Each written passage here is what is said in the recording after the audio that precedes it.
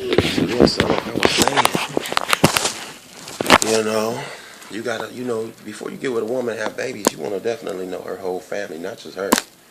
You want to make sure you're getting with, getting involved in the right type of family. You want to know her mama, daddy, brother, sister, uncles, cousins. You want to know what type of people these is, man. Before you get involved, they gonna be supportive. They gonna come around. They gonna talk to you. Or they just gonna it's just gonna be dysfunctional. Ain't gonna be no communication. Ain't nobody calling nobody. You feel me? And it's a lot of these people these days is very dysfunctional.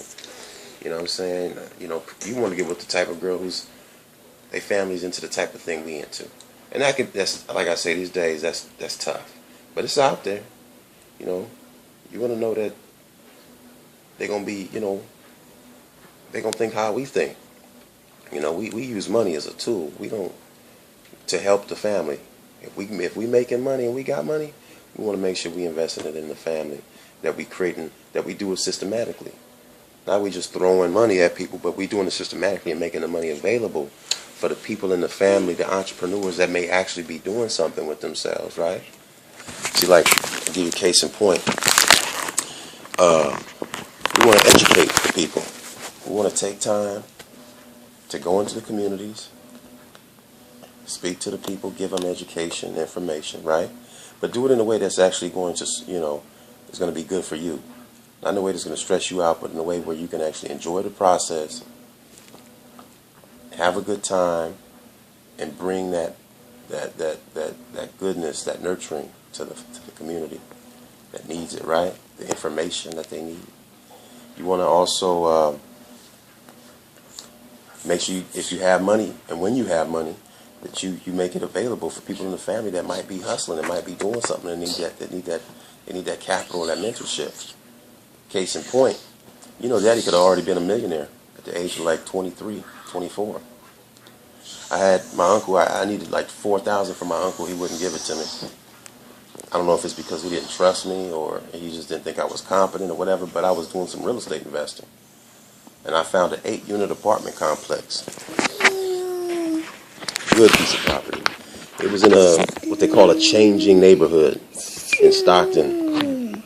And actually, this wasn't very much. It really wasn't a changing neighborhood. It wasn't. It was dilapidated. It was over off of Minor Avenue. I mean, it's still the same.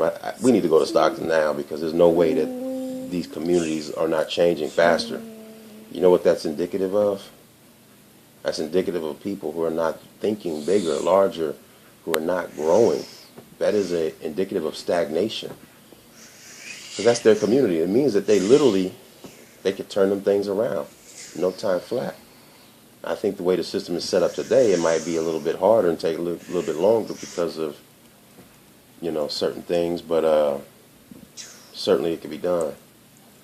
Anyhow, this was an 8-unit apartment complex the bank was selling what we call an REO, real estate owned. And did you know the bank only wanted $125,000 for this, for the apartment, but it was worth at least $190,000. Son, can you stop making that noise? Thank you. You know how I know? Because there was a comparable sales that I had just peeped like about a month prior in a much better neighborhood. It was a little bit closer to the hospital. It was over by Dameron Hospital, and it was an 8-unit as well. Same, literally might have been the same architect because it was the same model, everything, and it had sold for $190,000. So here I was looking at this 8-unit. The bank wanted $125,000. Long story short, I had about $4,000 myself. The bank was going to give me a loan. A different bank, a hard money lender, was going to give me a loan for $8,000. After I told him, I said, hey, why don't you have an appraiser go swing by it and give you an estimate of the value? I think it's got at least $70,000 equity. He did that. Came back and said, you were right, it does. And the bank had actually fixed that whole property up. They had re-stuccoed it. They had gutted it. They put new piping in it. Matter of fact, when we did the walkthrough, they were finishing up the last of the units. So we was getting like a new property, and the cash flow was $2,300, which was more than what my uncle was getting on any one single property. It was a hell of a deal for $125,000, and then 3 years later, the market, that was in 2000. 3 years later, 2003, the market turned around, and we had that whole real estate boom. And the value of that 8-unit apartment went up to $800,000. So not only would I have been a young 20, whatever I was, getting a very handsome cash flow, but it would have been manageable for me. The rents were only at that time $300, and they were going up to about $400. Yep, they were going up to $400, $450, and the people that I would have been dealing with, I would have felt comfortable. I would have felt comfortable working with anybody. You know what I mean? It didn't matter, but that would have been a great property for me to test on. It was a small loan amount. You know what I mean? But I want to talk to you about this REO. Some people might think, damn, why would a bank sell it for $125? They can get, $190. And I'll put it this way. I heard one person say that, the bank is not in the business of managing real estate. They're in the business of lending money. And that is an important statement that years ago I didn't understand. So later on, I was able to continue my studies on the Federal Reserve financial banking system, or central banking system, and I do understand now. Banks are not counting pennies on their way to millions. What I mean is, in centralized banking, there's something called the Mandrake mechanism, fractional reserve banking. Yeah. For every dollar, they can increase their reserves, or they can increase their money like 27 times. So they can turn that $1 into 28. And the $1 secures the other 27. They only have to keep 10% or something like this, but they actually can, when it's all said and done, they can increase that $1 27 times. So literally, if they are able to get a $125,000 loan from another bank, they're able to increase that roughly $3 million they can get for that 125, $3 million. They can give more loans, more likely to somebody who typically does not. Well, I'll leave that part out of the story. But that's the point, is that they're not counting pennies on their way to millions. And then once they make some more loans, and it all comes from our signature. We're the true creditors. We don't even know that. We've been hoodwinked so bad. But in any case, your generation, my generation, we changing them. We changing that. We changing the story. Now, just so my point is, if my uncle would have just gave me that $4,000, which wasn't really nothing to him. I don't know his finances, but I know he was doing well. Working for Boeing, already owned some investment properties. You hear what I'm saying? He had the money. And then, shit, with the way the cat, so something in his psychology, he didn't understand his strategy. And this is why people suffering today. They don't get it. They don't understand what they really need to be doing. They're giving their money to all the wrong people. See, they say success leaves clues, right? Well, if you look at the union, when I got that job with the union, I peeped out the success, the strategy. The union that I was working for, the Glaziers, they had joined forces with 16 other labor groups. So the Glaziers, which deal with, glass and framing or window framing and window panes and different metal installations, like metal panels on the side of buildings, real nice ones they use for the facade. And we did that type of stuff. They joined forces with others like painters, scaffolders, what's some other ones?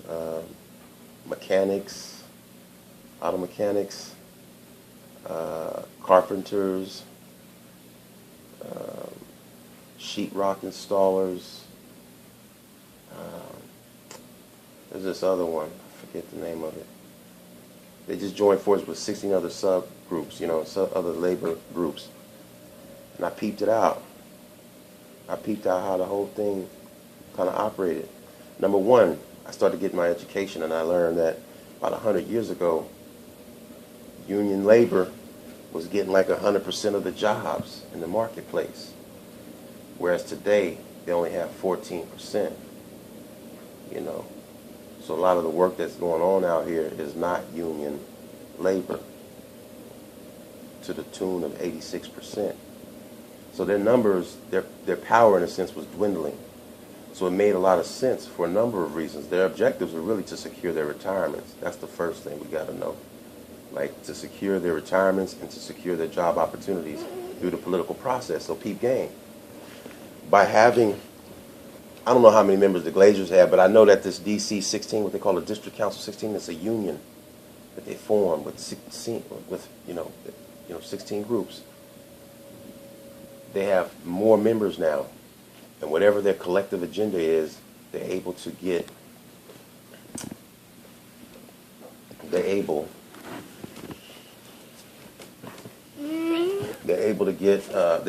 increased their political willpower, and then they've also increased their income because they have now 10,000 people that's put money into an account, and then when they use the financial strategies that are available to them, number one, their compounding rate increases.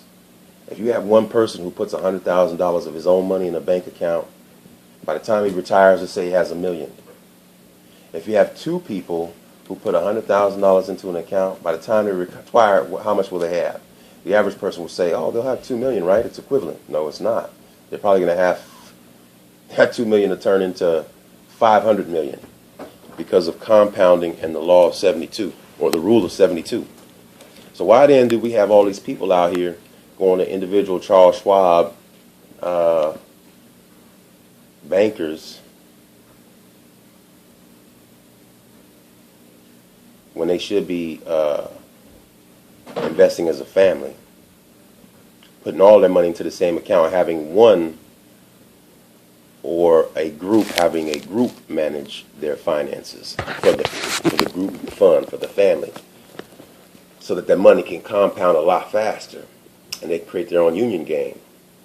In the union, they got 9 different accounts that they allocate the monies into.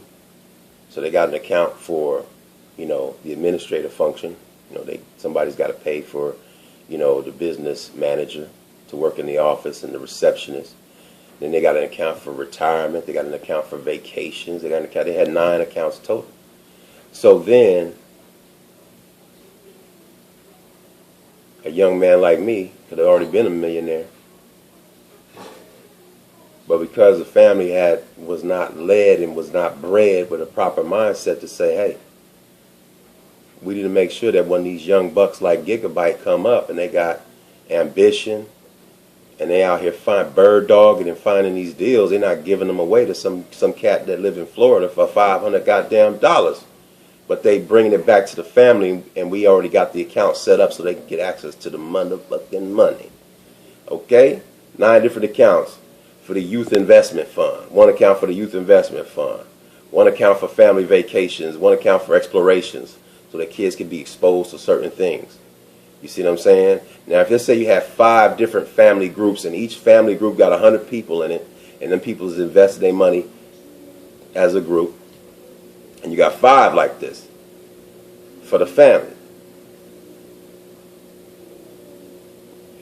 You can have businesses pop up now that offer these traveling services, and it might be somebody in the family. So that the kids can be exposed to certain things. As a matter of fact, it don't even have to be the kids just in the family, but because 5 groups had the intelligence to make this happen, they can go and get the rest of the family that's still living in the hood and still not getting that exposure and invest that money into them. Because remember, it's just an account, and it has a specific function, which is to improve the condition of the family. But that if this family is already doing, or if these groups of families are already doing well, then they can take that money and they can actually get out to the rest of the family. So this is the opportunity I see.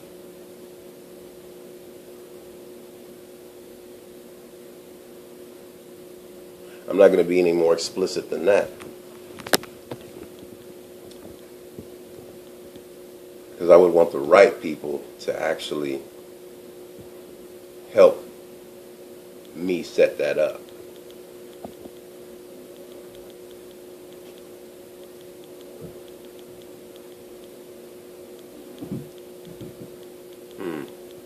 In any case,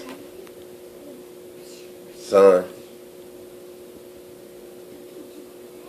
make sure you know that woman's family before you get with her. Make sure they're the type of people that think like that. If they're not, and you feel like doing all that extra work, then go for it.